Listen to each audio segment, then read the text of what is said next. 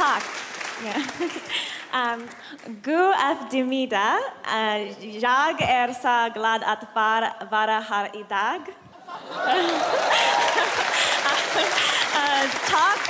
Tack att jag får vara här. Yeah. But I won't torture you and try to do more than that in Swedish. Jag ska inte fråga dig mer och säga mer än så här. I'll stick to English Jag for ska the hålla rest. mig till engelska. Yeah. But I'm just so grateful, Pastor Joachim and his beautiful wife, and all of you, Ruth and Eva, all of you for having me. Thank you. Jag är så tacksam till pastor Joachim och Maria och Ruth att få vara här. And truly coming here, Uppsala is like paradise. It's beautiful. Och att få komma hit till Uppsala är som paradiset. Det är så vackert här. And that's a big compliment because I'm coming from California. Och det är en väldigt stor komplimang därför att jag bor i Kalifornien. Which isn't too bad either. Och det är inte så dåligt där heller.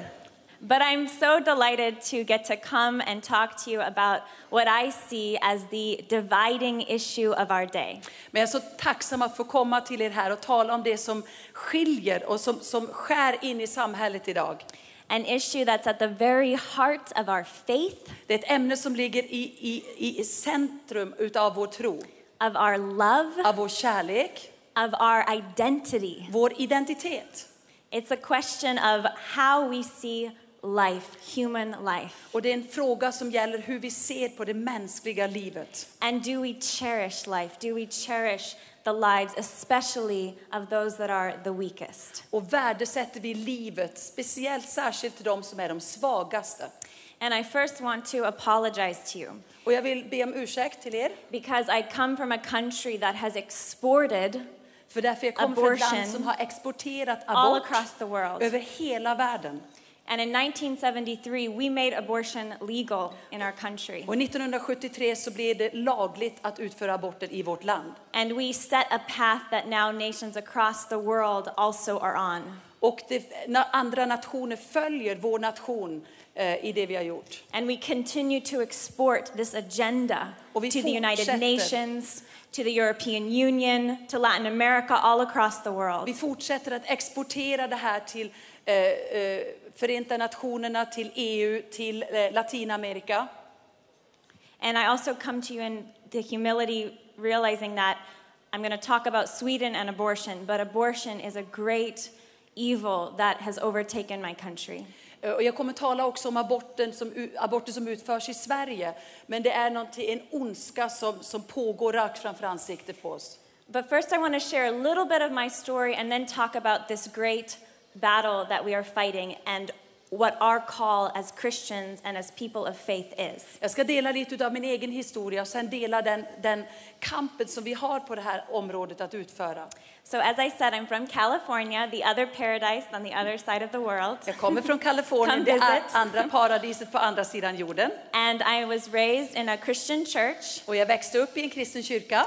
And I was raised one of 8 children. Och jag var en utav 8 barn. Pretty crazy. Det är ganska tokigt, eller hur? I don't know if there's any big families here. Jag vet inte om det finns stora familjer my här. Parents worked very hard. Men mina föräldrar var väldigt aktiva. They were very pro-life. De var väldigt för livet. And I'm the 3rd oldest. Och jag är den 3:e äldste. And I have 5 brothers. Och jag har 5 bröder. 2 before me and then 3 after me.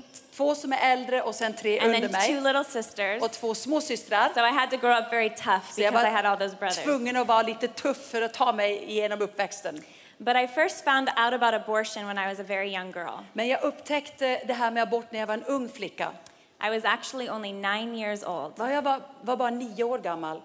And one day I was, in my house in the afternoon in my parents' house, and I was looking for a book to read because I really was into books. I wanted to read all the books in my parents' house. Jag var hemma en eftermiddag och letade efter en bok för att läsa, för jag älskar att läsa böcker. Så jag letade efter någonting. So on the bottom shelf in the living room, I saw this book that caught my attention. Så jag hittade en bok på den lägsta bokhyllan en bok som fångade min uppmärksamhet. And I pulled it out, and there's this very old, very serious-looking woman on the cover, like with a 1980s hairdo. Det fanns en kvinna med väldigt allvarlig uppsyn med en hårstil som var från 1990-talet. And I thought, wow, this must be like an old book. Det här måste vara en riktigt gammal bok. Like a history Det book. här är en historisk bok för But mig. what's it about? Vad handlar Interesting. den här om för någonting? And the title of the book said, A Handbook on Abortion.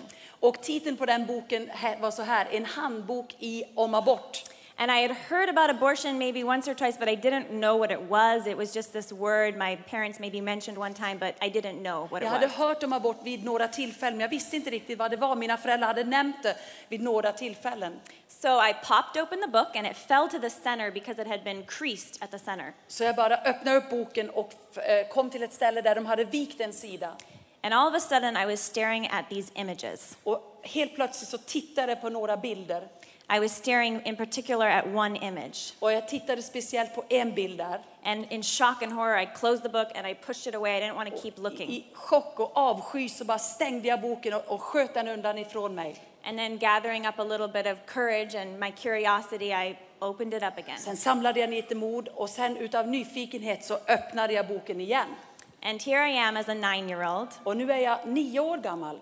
And I'm looking at the image of a tiny child, Och jag ser på bilden utav ett litet barn. maybe 10 weeks old, first trimester. Ett foster som är 10 veckor gammalt. I could see these tiny little legs and arms, a tiny newly formed little face, Och jag såg pyttesmå tår och fingrar och en liten näsa.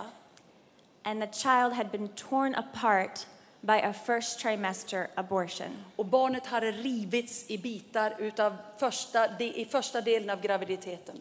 And looking at this image, my heart was just cut. Och när jag såg den här bilden så bara skar det in i mitt hjärta. I thought, is this real? What is this? Jag tänkte, är det på riktigt? Vad är det här för I någonting? went and I found my mom somewhere in the house, and I said, Mom, is this real? What is happening? Is this really Och jag happening? gick och letade efter min mamma och sa, mamma, är det här på riktigt? Händer det här? And she closed the book and she Och hon said, stängde yes, boken och sa, ja, that's abortion. det här är abort. After seeing that image, I wanted to learn more. Why was it happening? Och när jag hade sett den Where bilden was så it ville jag lära happening? mig How mer was om it happening? hur kan I det had hända, so many varför? questions. Jag hade så många frågor. I started to ask my mom. I started to flip through the book and Jag read the började book. fråga min mamma och började läsa mera i boken. I learned that there's over 1 million of these abortions happening every year in my country. Och jag fick lära mig att över 1 miljon aborter tar plats i mitt land, händer varje år i mitt land. Over 3,000 every day.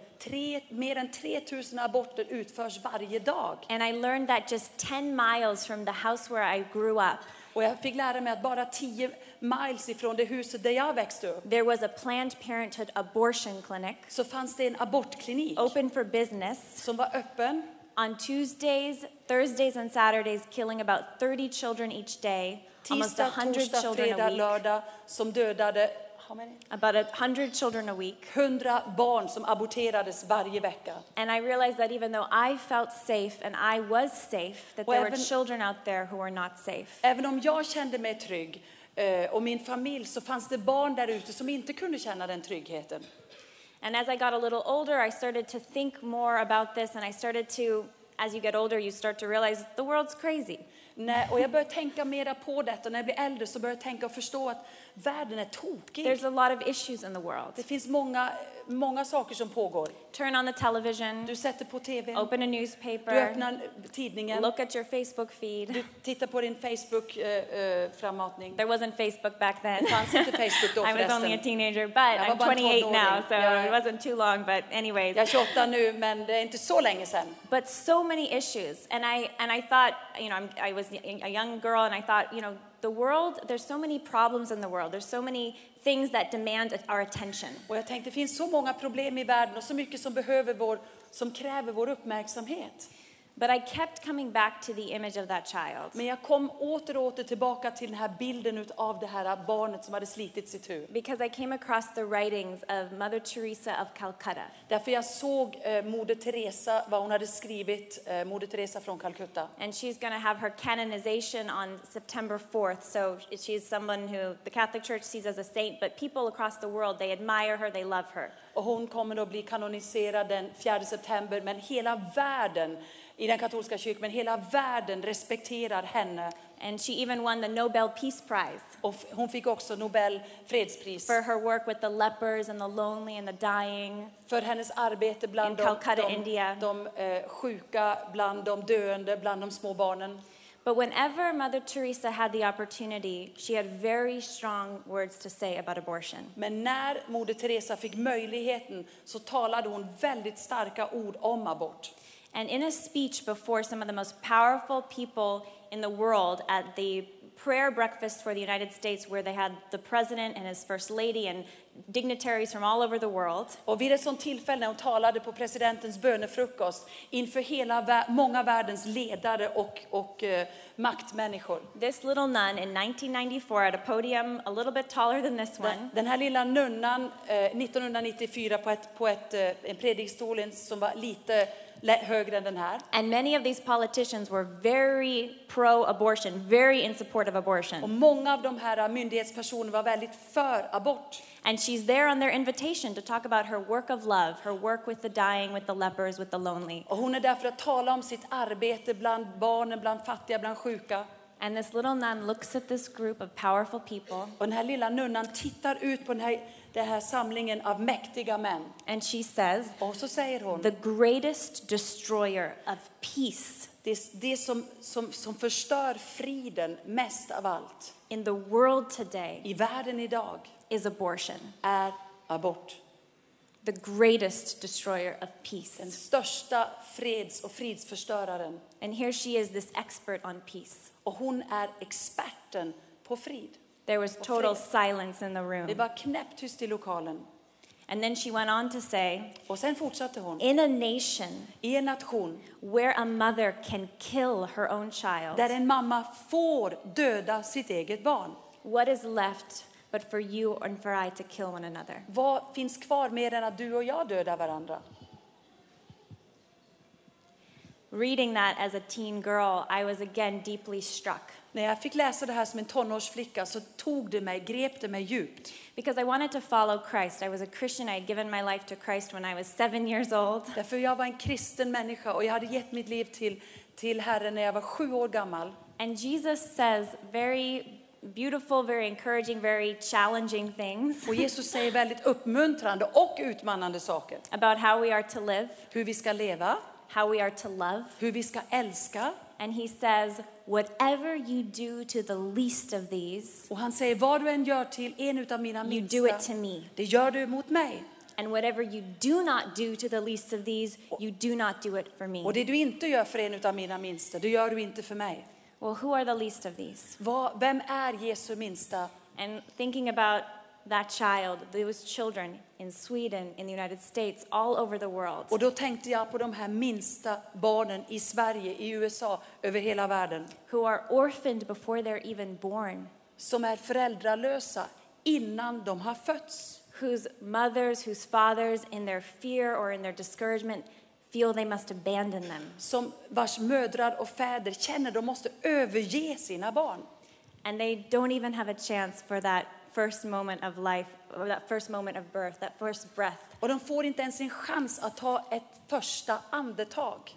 So that's when, as a teen girl, I started to pray this prayer. Så när jag var tonårsflicka så började jag be den här bönen.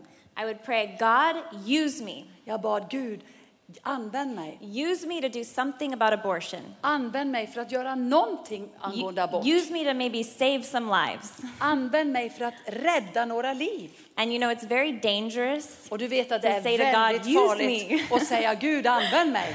Because God is very active. Därför Gud är så aktiv. God wants to redeem the whole world. Gud vill frälsa hela världen. By the blood of Christ, he does redeem the whole world. Genom Kristi blod så har han förlöst hela världen. Whoever will receive him, Den whoever som will vill accept ta him. emot honom.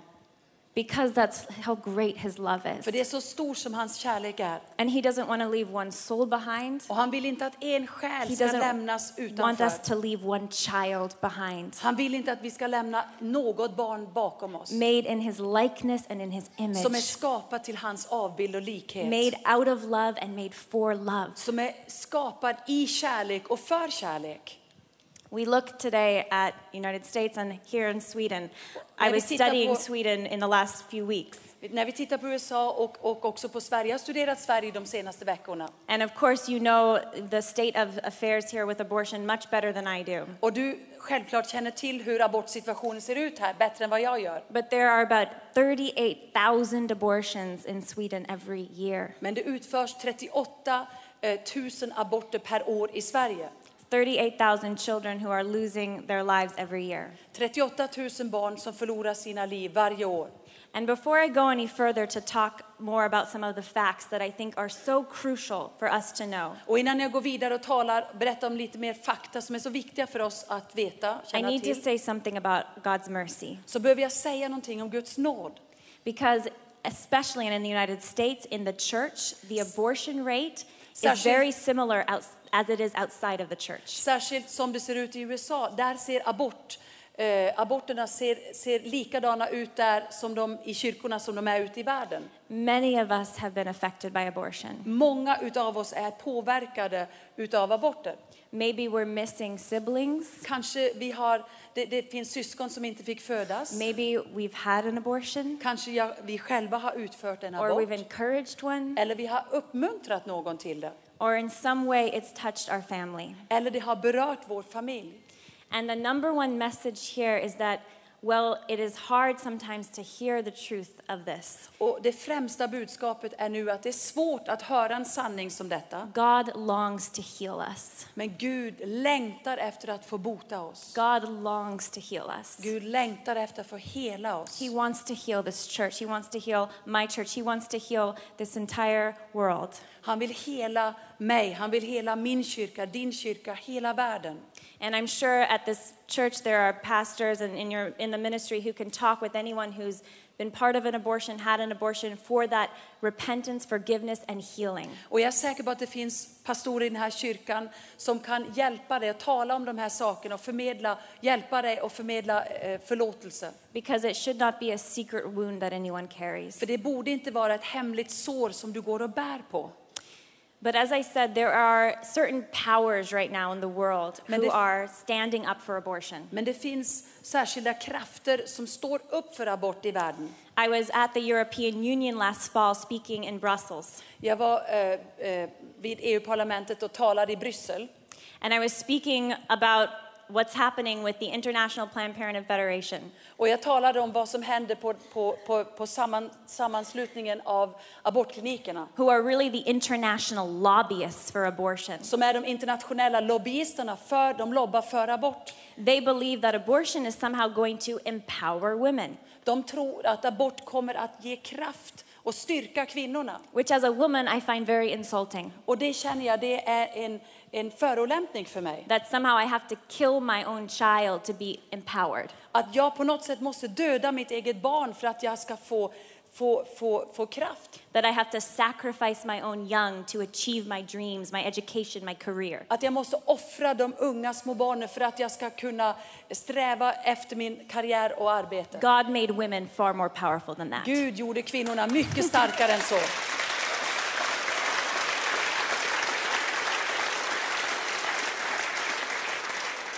And the ultimate example in the Bible is Mary, the mother of Jesus. Och det bästa exemplet i Bibeln, det är Maria och barnet Jesus. A young girl, En ung flicka, unmarried, inte gift. unexpected pregnancy. Hon blir gravid helt oväntat. If she found out she was pregnant and unexpected, society would judge her. Om de hade upptäckt hennes graviditet så skulle de ha dömt henne. She didn't know if Joseph would accept her. Hon visste inte om Josef skulle acceptera henne. And yet when the angel Gabriel came to her Men när ängel Gabriel kom till henne and offered her Jesus to be her son, och sa att Jesus ska bli din son, she said, "Be it done unto me according to thy word." så sa hon, ske mig efter din vilja. She said yes. Hon sa ja. The ultimate pro-life story at Det the heart of our är faith. den yttersta pro-life livets historia.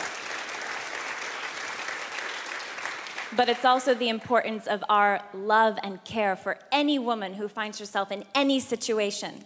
Men det är det yttersta beviset på kärlek och omsorg för en kvinna som befinner sig i en sån situation. And it's on us as Christians to embrace any woman in any situation without judgment. Och det är upp till oss att omfamna en kvinna som går igenom en sån här sak. To encourage and to love and to care for both her and her child. Att uppmuntra och älska både kvinnan och det barnet hon bär på.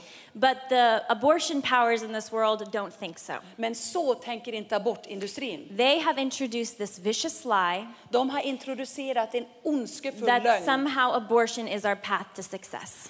Att abort det är vår väg till framgång. That in fact being for abortion is being pro-women, it's being even a feminist. Så att vara för abort är att vara en feminist. Well, all the early feminists in the United States were pro-life. Men alla de tidigare feministerna i USA, de var för They livet. found abortion disgusting. De tyckte det var avskyvärt med abort. They violated their sense of womanhood, they said. Därför de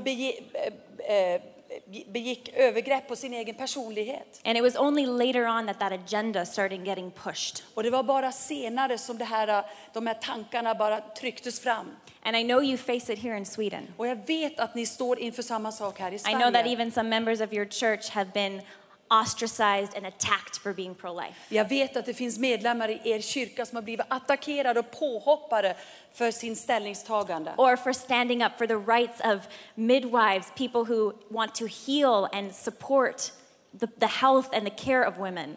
Sådana som har stått upp för barnmorskor som vill hjälpa att föda fram barn. Their right to practice their care without killing. Att de får rätten att utöva sitt yrke utan att döda barn.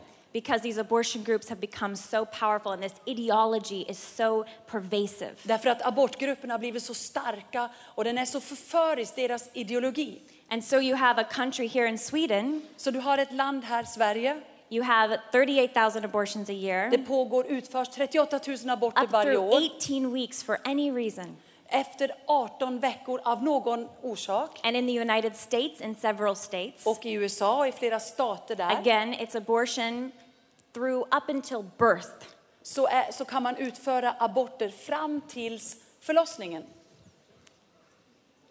And all in the name of choice, freedom. Och det utförs i namnet av frihet. But we know because brave women have shared their stories in the United States and internationally about having had abortions. Men vi vet detta därför att modiga kvinnor har delat sina berättelser med oss. And they've shared that abortion doesn't empower them. Och de har delat med oss att det ger dem inte kraft att utföra en abort. That they might have felt a moment of relief because they were promised it after the abortion. De har inte upplevt att de har fått mera frid efter de har utfört en abort. But it left them a lifetime of regret and pain. Det har gett dem ett liv av bara sorg. I travel around the country and the world speaking, and almost every time I talk with a woman who shares she's had an abortion with me. Jag reser över hela landet och överallt så är det kvinnor som kommer och delar sina berättelser när de har gått igenom en abort. And some are very old. They talk to me and they say, I had an abortion 30 years ago. Och några av deras berättelser är väldigt gamla. De säger jag gick igenom en abort för 30-40 But år there's sedan. tears in their eyes and Och they de har say, to tårar i this day, sina- I miss my baby. Tårar i sina ögon. De säger upp till denna dagen att jag saknar mitt barn. But the abortion lobbyists won't tell you about that. Men det kommer inte abortlobbyisterna att säga till dig. They will deny the humanity of the preborn child. De kommer att förneka barnets mänsklighet. They will say, it's just a clump of cells. Det är bara en cellklump. It's just a blood clot. Det är bara blodklump. It's just nothing. It's not a human. Det är inte en människa. But science and reason tell us what the preborn child is. Men forskning och forskning visar oss att det är ett riktigt At the barn. moment of conception, a unique När befruktningen tar plats så är det en individual ett unikt human individ, life. ett mänskligt liv. It's no other species. Det är inte någonting annat. The total DNA is there. Den fullständiga DNA-uppsättningen finns där. All that single cell embryo needs Allt vad de här cellerna behöver to become one of us here today för att bli en av oss här idag. is time Det är tid and nourishment. och näring. Yes, very small and very frail, but we all started that way. Mycket lite och mycket svagt, skört, men det kommer att bli ett fullständigt liv. God started us that way. Gud startade livet på det sättet. And God does not make mistakes. Och Gud gör inga misstag. All of us here, no one is a mistake. Alla vi som är här, ingen utav oss är ett misstag. Every single child, not a mistake. Varje barn, inget misstag. Every single child wanted. Varje barn By är God. älskat och önskat God. av Gud.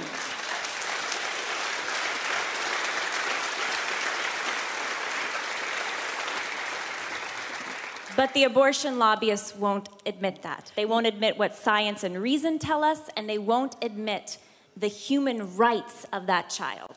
Men forskningen och vetenskapsmän kommer inte att erkänna detta, vad vi vet redan nu om abort. After all, we're all here as Christians. We believe that God made us in his likeness and image. We believe that God has a plan for each person. Vi som är kristna, vi tror att Gud har skapat varje människa. Gud har en plan med varje människa. But human rights Men mänskliga tell rättigheter us that all humans, säger till oss att varje människa, no matter how small, oavsett hur no litet det matter their är, race, vilken ras det no matter har, their sex, vilket kön no det matter är, their background, vilken bakgrund no de matter har, anything, vad som helst. all humans are equal Varje människa är likadan. and should be given and protected. Should be their same rights should be protected. Och deras rättigheter borde vara beskyddade. And a society has injustice at its core Och ett samhälle har sammanställt detta when it denies any group of people och går emot det när de förnekar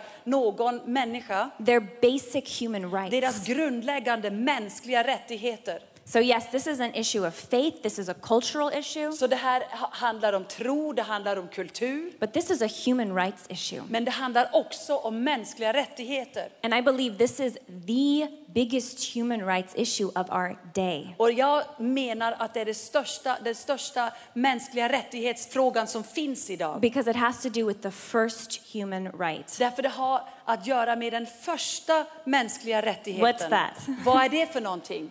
Life. Liv. If we are not alive, we can't enjoy any other rights. Om vi inte lever så kan vi inte njuta utav någon annan mänsklig rättighet. Without life, all other rights are meaningless. Utan livet så är alla andra mänskliga rättigheter meningslösa. So what happens in a society Så vad händer i ett samhälle? when the weakest members of the society När den svagaste medlemmen i det samhället are denied their first human right? förnekas deras första och främsta mänskliga rättighet. You have extreme injustice at the core of that society. Det är en orättvisa av höga mått. And that's why when we step back, and I know a lot of issues have been discussed this week. Jag vet att många olika ämnen har berörts den här veckan. And I know that a lot of issues are debated politically. Och många ämnen som debatteras i den politiska världen. And I know there are a lot of concerns, and they're important concerns. Och många bekymmer som finns. But if we lose the priority of life, Men om vi förlorar prioriteten av livet, life of the weakest, den svagastes liv and the first human rights of those weakest ones, och den första mänskliga rättigheten som tillhör de här små. when we ask God to bless us and we ask for peace, can we achieve those things? När vi ber Gud om frid och hjälp kan vi utföra och hjälpa de här. The abortion lobbyists, they hate when anyone tells the truth about what abortion really is. Abortlobbyisterna, de hatar när någon säger vad sanningen är. they try to Och vara silence. där. They try to silence the people that speak out. De försöker tysta ner de som höjer sin röst. And I've already heard some of the stories here of how that's even happening in Sweden. Och jag har hört några berättelser här hur det pågår i Sverige. When I first started my activism in the United States, När jag började bli en aktivist i USA a lot of people told me no one would listen. så var det många som sa till mig att de kommer inte lyssna till dig. I went to UCLA, which is a big public university in Los Angeles. Jag studerade vid ett stort statligt universitet i Kalifornien. And people said everyone will be against you. No one's pro-life there. Och de sa till mig att alla kommer vara emot dig där. De är inte för livet. And I said, well, let's educate. Let's see what we can do. Ja, men låt oss utbilda. Låt oss se vad vi kan göra med det här, åt det här. So we started doing demonstrations. We did info booths. Vi gjorde demonstrationer, vi hade informationsmontrar. We started opening discussions, having debates. Och vi hade diskussionsgrupper, vi hade debatter. And it was amazing how many people just didn't know the facts. Och det var otroligt att se hur många som inte kände till fakta. And yes, some people would get upset. Och det var sådana som blev upprörda. But many people became thoughtful. Men många de började tänka efter. And we started doing investigative journalism of abortion facilities. Om vi hade grävande journalistik om aborter. My first investigation was of an abortion facility in Los Angeles. Min första undersökning var på en abortklinik i Los Angeles. I was 18 years old at the time. Jag var 18 år gammal då. And I was posing as a 15-year-old girl. Och jag gick dit som en 15 år gammal flicka. Because I knew that abortion was a violence against the child. Därför jag visste att det var ett övergrepp emot det här barnet. But it was also a violence against women. Men det var också ett övergrepp emot kvinnan. And that the people that ran these abortion facilities did not have women's best intentions at heart. Och jag visste att de som drev de här abortklinikerna inte såg till kvinnans bästa. In the United States we have a huge abortion industry. I USA så är det en stor industri med abortkliniker. And some are in hospitals. Och några är på sjukhus. But many are in standalone abortion facilities. Ja, de befinner sig, de här klinikerna, på sjukhus, men det finns väldigt många som är självständiga kliniker. And I went to this abortion facility to pose as a young girl who was pregnant. Så jag gick dit för att framställa mig själv som en 15 år gammal gravid tjej. And who was experiencing sexual abuse. Som hade gått igenom sexuella övergrepp. Because I had done my research. Därför hade jag gjort min undersökning. And discovered that there's a incredible cover-up going on. Därför att de täcker över väldigt mycket. Of child sexual abuse. För barnsexhandel. At abortion facilities. Och övergrepp på de här olika institutionerna. Because the abortion facilities do not report when young girls come in who are impregnated by a rapist, by an older man, by an abuser. Därför att abortklinikerna rapporterar inte orsakerna som ligger bakom de här tonårsgraviditeterna. I had read the testimonies of these girls. Jag hade läst deras vittnesbörd. Studied a survey. They surveyed over 800 abortion facilities. Och de hade gjort en undersökning på 800 abortkliniker. And over 90% of them. Och över 90% utav dem. On the phone. På telefonen. Told the person they were talking to they thought it was a underage girl. De trodde att det var en minderårig flicka. Who had a much older boyfriend. Som hade en mycket äldre pojkvän. And she would say, hi, you know, I'm pregnant. He's much older than me. Så hej, jag är gravid och min pojkvän är mycket äldre än mig. What should I do? Vad ska jag göra nu? And in over 90% of these 800 facilities. Och i 90% utav dessa 800 klinikerna. They said they had a don't ask, don't tell policy about sexual abuse. Så hade de en policy som säger fråga inte, säg inte. And in the United States, any healthcare facility, any teacher is a mandated reporter.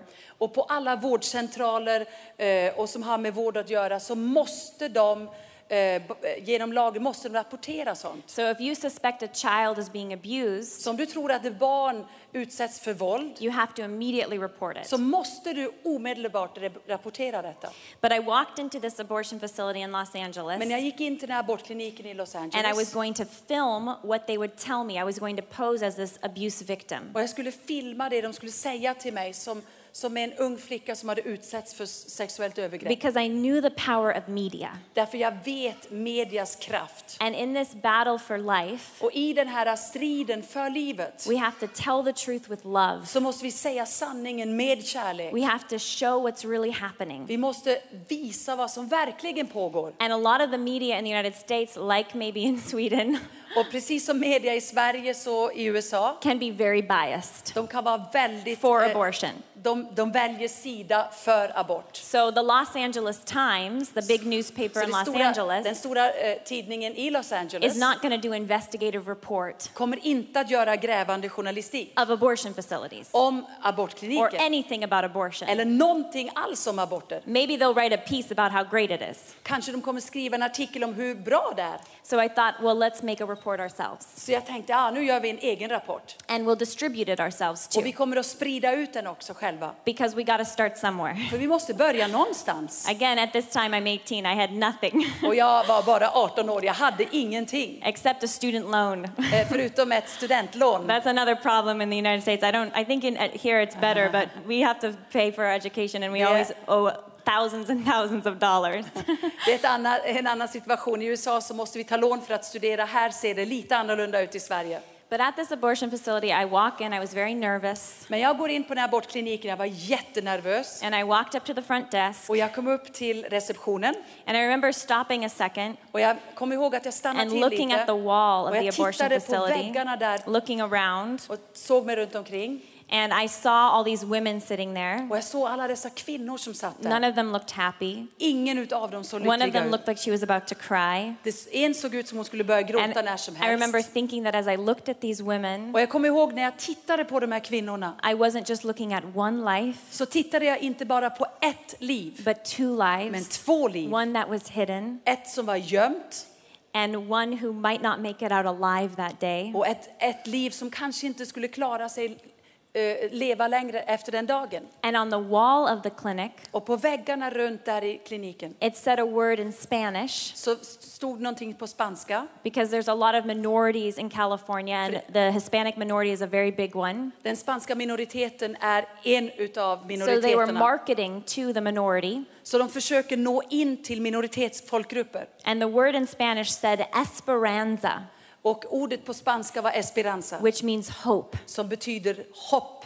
They put the word hope in brightly colored letters on De the wall skrev of det the med abortion facility. tydliga bokstäver på väggen. And I thought this must be the most hopeless place Och jag tänkte, det här är den mest hopplösa in Los platsen Angeles. i Los Angeles. To say to a woman, this is your choice, this is your För option. att säga det till en kvinna att det här är ditt val, det här är din utväg.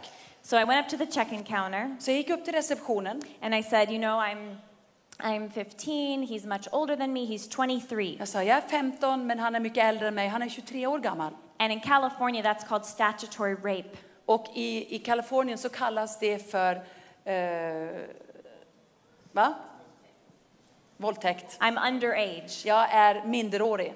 And the Planned Parenthood, the abortion facility worker, kind of laughed. Och den här som arbetar där, hon skrattade lite åt mig. And she said, okay. And I said, well, what should I do? Och hon sa okej, men och då sa jag, vad ska jag göra för någonting? And she took me behind the check-in counter because she didn't want the other women to hear what she was going to tell me. Hon tog mig bakom receptionsdisken för hon ville inte att de andra skulle höra vad hon sa. And she said, just figure out a birth date that works. Bara bestäm dig för något datum som funkar för dig. She told me to lie on the paperwork, Så hon sa att jag skulle ljuga i papperna, to say that I was older, att säga att jag var äldre, so that I could get a secret abortion. så jag kunde få en hemlig My abort. parents wouldn't know, Mina nobody would föräldrar skulle know. inte känna till det, ingen skulle känna till det. And I would go right back to this older man, right back into the arms of the abuser. Och jag skulle gå rakt tillbaka till den som utförde detta emot mig. I remember walking out of the abortion facility and my heart just was sinking. Och jag lämnade den abortkliniken och mitt hjärta bara sjönk inom mig. I knew that this problem would be widespread, but to see it so immediately. Jag visste att det här problemet var utspritt, men att få se det på så nära håll. But it inspired me and later on the organization to do investigative reporting across the country. Men det inspirerade mig att fortsätta med den här de grävande undersökningarna på abortkliniken i USA. After that first report that we did, Efter den första undersökningen och rapporten vi gjorde, we did 2 in one day, the same results. så gjorde vi 2 till på en dag med precis samma resultat. 2 abortion facilities. 2 abortkliniker. We put the videos on YouTube. Och vi la ut de här videorna på YouTube. And we said, okay, great. You know, some people will know what's happening. Då i alla fall är det några som vet vad som händer. And the first day I was in my dorm room at the university clicking refresh. Och jag var på mitt studentrum och jag tryckte på en knapp på datorn. You know, to see how many views the video had on YouTube. För att se hur många som har tittat på YouTube-klippen. And day one there were about 100 views. Och första dagen så var det 100 som hade sett det. 50 from me. 50 som jag fick. And 50 from my mother. 50 från min mamma. And I thought, well, you know, you have to start somewhere. Ja, men man får alltid börja någonstans. But then the next day, 1,000 views. Men nästa dag så var det 1000 som hade sett. This is good, making progress. Ja, men det här är bra. Nu går vi framåt And lite. then day 5, Och sen femte dagen, over 20,000 views. 20 000 som hade tittat. The blogs were picking it up. Och bloggarna började skriva om det. And I thought, great. Och jag tänkte, bra. We've made it. Nu är vi igång. You know, I want to reach more people, but this is good. Jag vill nå ut till flera människor, men det här är bra. But then I got a letter. Men sen fick jag ett brev. In my email from Planned Parenthood, the abortion industry. Så fick jag ett brev på en e-postbrev ifrån abortklinikernas organisation. It was an attachment on the email. Det var en mail som sändes till mig. I wasn't very smart. I opened the attachment on my computer. Och jag öppnade det här brevet. If you get an email from someone hostile, don't open the attachment.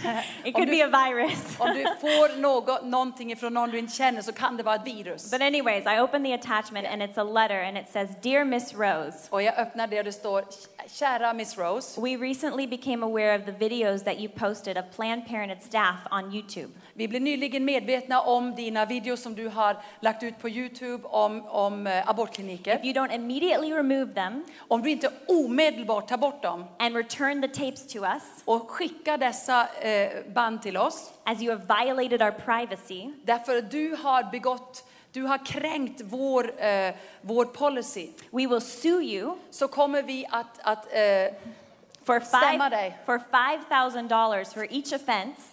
För 5 000 kronor för varje sak som du tar upp. And pursue criminal and civil penalties against you. Och tar upp som kriminella handlingar emot oss. Sincerely, Planned Parenthood. Vänligen abortklinikernas industri. And I thought, I don't even have $200. Och jag tänkte, jag har inte ens $200. Or a lawyer. Eller en advokat. But then I said, okay. Men jag sa, okej. Jesus, I trust in you. Jag litar på dig. Your will be done. Din vilja ska ske. And within 24 hours, och efter 24 timmar, I called a pro bono group, Alliance Defending Freedom. Så ringde jag upp ADF. En advokatgrupp, nätverk som heter ADF. And within 48 hours, och inom 48 timmar, I had that legal support. Så fick jag det stöd jag behövde. And within the week I had my first national television interview on Fox News. En vecka så fick jag min första nationella intervju på Fox News. On the #1 rated show. På den mest populära, mest sedda TV-programmet. And for millions of people they showed those tapes. Och för miljoner av människor så visade de dessa klipp.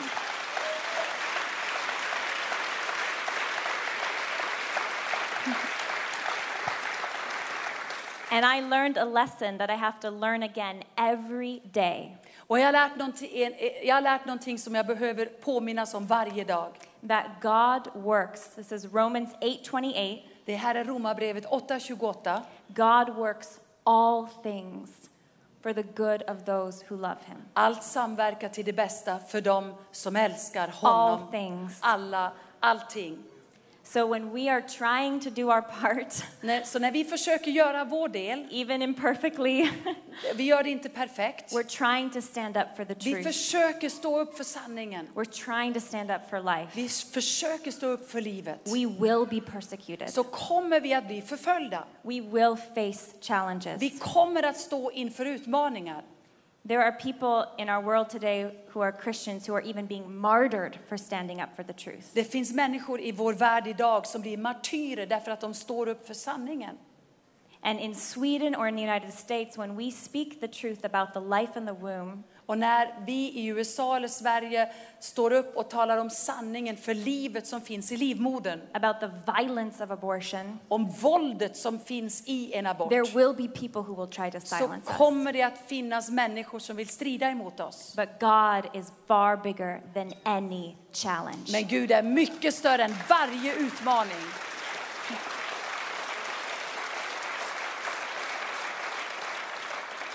And God does not lose battles. Och Gud förlorar aldrig en strid.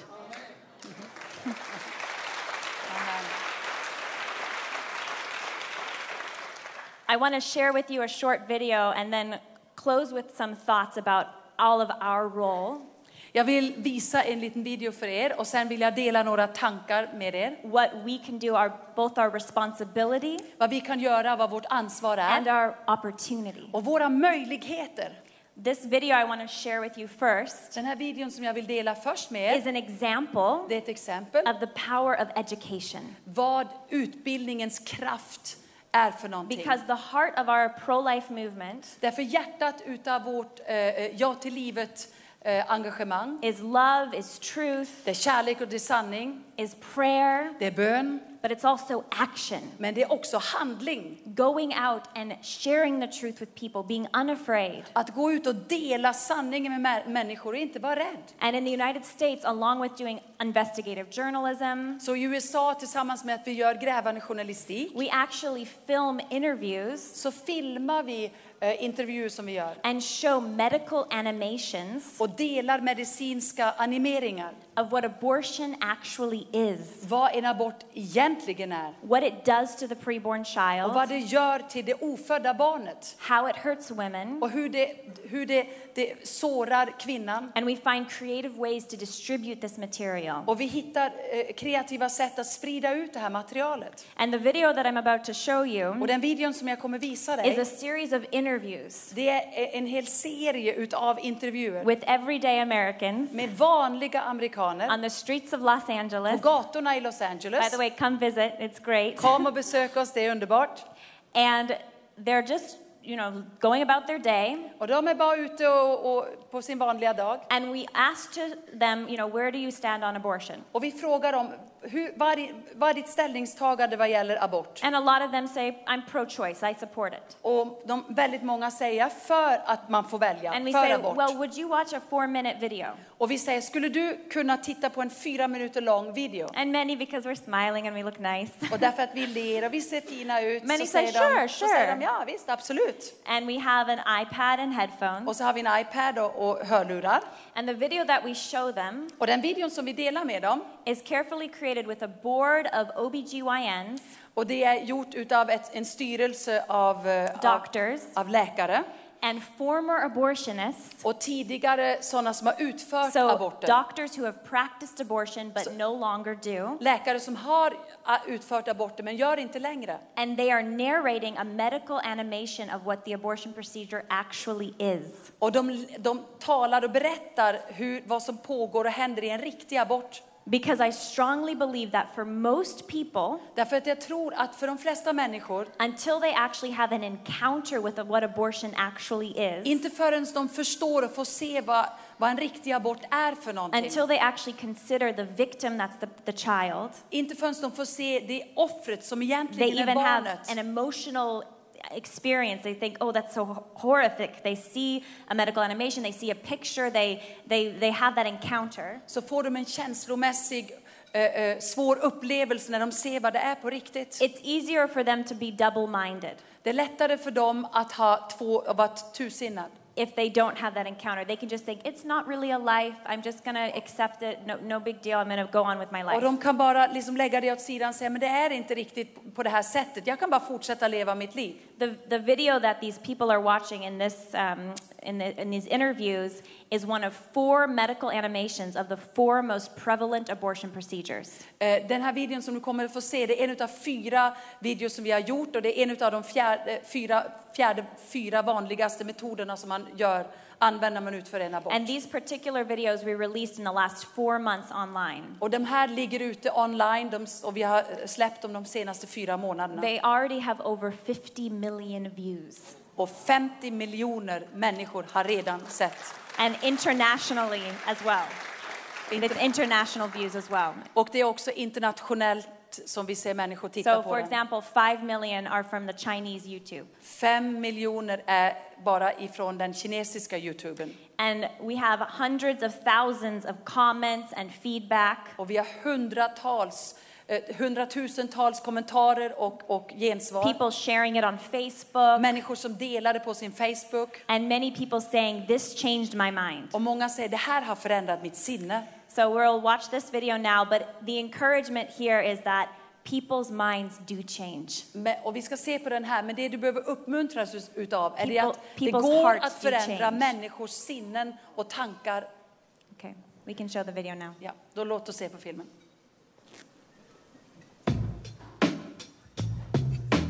Would you consider yourself pro-life, pro-choice, or neither? Pro-choice. Would you restrict it at any point? No. No. So all the way up until All the way birth. up.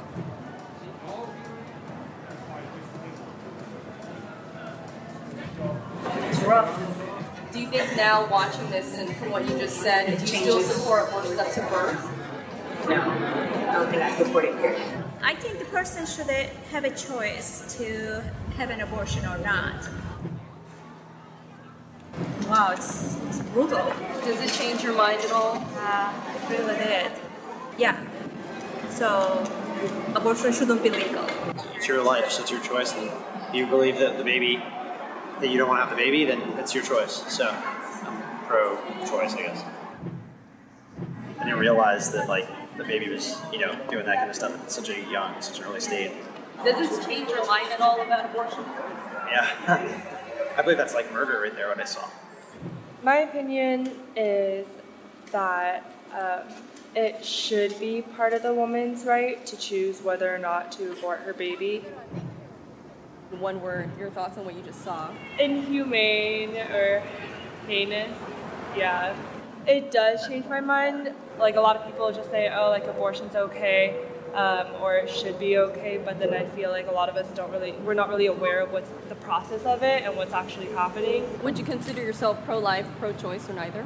I would say pro-choice, definitely. I would consider myself. That was questionable. I didn't really realize. Yeah, that's how. A little more iffy for me. I don't know either way at the time. Okay. But definitely more controversial than my initial opinions. If the women don't have the ability to be responsible for the child, it's maybe the best choice for her to do the abortion. Kind of agree with her. I think it's people's freedom to choose whether they should have the children. I think it's so unhuman, and it's changed my mind about abortion. Yeah, I changed my mind completely. And what are your thoughts about abortion? I'm definitely all for it if it's choice. That changes my views. If I was pregnant, I would have to get an abortion. I don't know if it's changed my mind, but maybe it has. Because I don't think I would perform an abortion, honestly, watching these videos. Do you support aborting the child if it was in a case of incest? Yeah. I don't care what you're going through. Even if it's incest, don't abort the baby. In the times that we live in, we gotta understand sometimes people have difficulty being able to raise children.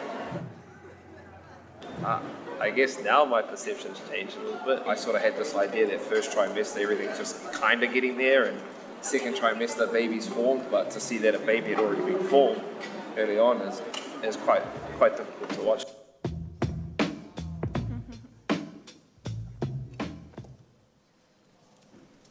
One of the big takeaways.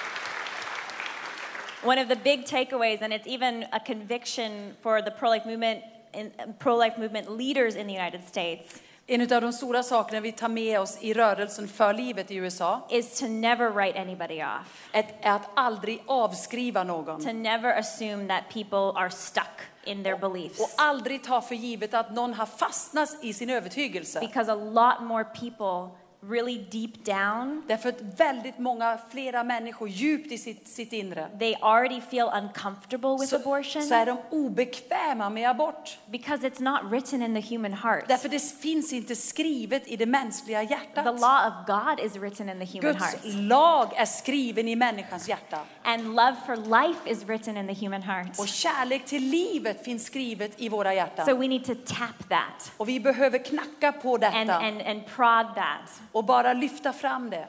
And it's also very encouraging to see that America, I believe, can change on abortion. Jag tror att USA kan förändra sin syn på abort. And I believe with my whole heart that in my lifetime we can end abortion in Och jag America. tror av hela mitt hjärta att vi kan få aborter att upphöra under min livstid. That it will take incredible prayer and education and the political fight but with God it is possible. Det kommer att kräva mycket debatter, mycket skriverier, mycket arbete, mycket bön, men med Gud så är det möjligt. And I believe the same is true for Sweden. Och jag tror detsamma är sant vad gäller Sverige. The same is true for your beautiful country. Detsamma gäller vårt vackra land.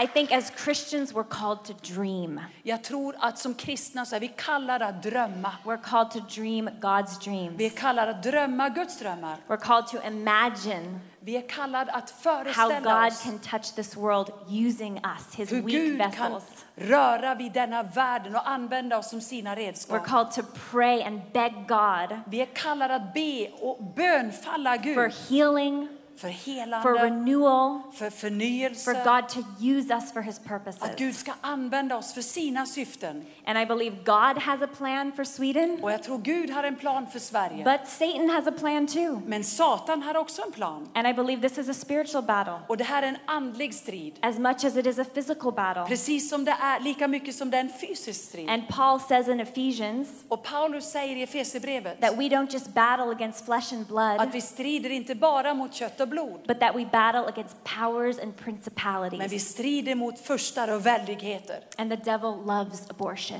Och djävulen älskar aborter. He loves to lie, he loves to steal, he loves to destroy. Han älskar att stjäla, att slakta, döda och förgöra. He loves to tell women it's hopeless. Han älskar att säga till kvinnorna att det är hopplöst, det är kört. He loves to tell men be silent. Han älskar att säga till männen var tyst. And he loves to say that life doesn't matter. Och han älskar att säga att det där livet spelar ingen roll. So the first thing for us to do as Christians så det första vi måste göra som kristna is to pray. Är att be. To pray for mercy. Att be om nåd. To pray for healing. Att be om helande. And to pray for courage. Och be om mod. Courage to speak up, to mod stand att up. Tala ut och stå upp. The second thing for us to do as Christians is to learn. Det andra som vi behöver göra som kristna är att lära oss. To be educated att ourselves. Utbilda oss själva. What's the state of abortion in Sweden? Hur ser abortindustrin ut i Why Sverige? is it happening? Varför sker det? How do we help the people in need? Hur hjälper vi människor i behov? How do we educate? Hur utbildar vi?